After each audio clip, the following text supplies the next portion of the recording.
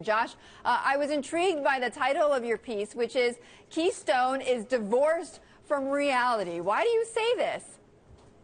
Well, because this has become this huge symbolic issue over the 6 years that it's been debated by Congress, and it's kind of risen to a level of political importance that doesn't really reflect Keystone's diminished importance to the economy, to oil markets, and to the environment.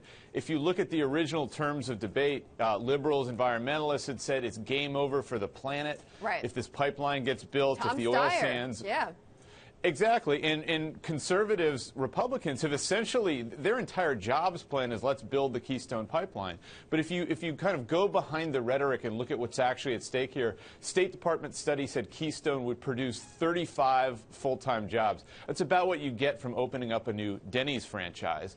And if you look at the environmental issues, during the 6 years that Congress and the administration have had Keystone on hold, Canada's gone ahead and approved and opened a whole series of pipelines that are going to get this oil to market through other routes. So stopping the Keystone pipeline does not necessarily keep that oil on the ground. Right. That oil is going one way or another. And, you know, Josh, we had John Hofmeister on, the former president of Shell, just a few moments ago. And he said, look, I think Keystone is going to get done no matter what. And you noted in Josh Earnest's, in his comment there, that he wasn't saying, in fact, that the president was going to veto this bill. He just said he wasn't going to sign it, and you made that distinction.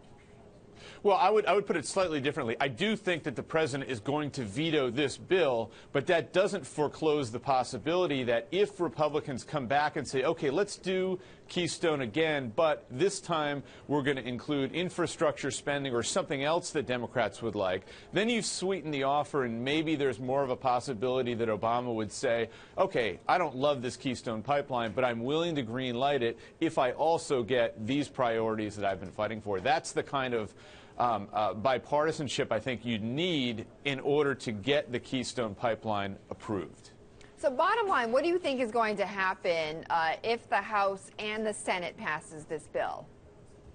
I think it goes to the president's desk and the president vetoes it, and Republicans howl about how he's hurting the economy, but in the end, they're really not going to get anything they want if they can't find a way to work with Democrats. They've certainly taken control of Congress. They've got the agenda.